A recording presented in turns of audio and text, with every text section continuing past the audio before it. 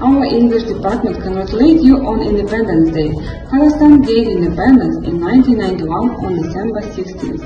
Independence Day is one of the most important national holidays in Kazakhstan.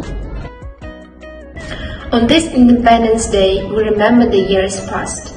We honor this very day, for our flag all glory has lost. On this Independence Day, 2 centuries ago, we declared our independence. For justice and liberty, let us celebrate with joy and honesty. Тәуелсіздігіміз тұғырлы болсын, дәулетіміз шалқып, береке бірлігіміз жараса берсін. Қазақ елі, жері, тәуелсіздігі мәңгі болсын. My motherland is source of light, which helps us to live in these hard times. I'm getting warmth of these hard times, because it warms all over indeed. It beauties nature, my motherland. It means love's ocean and happiness.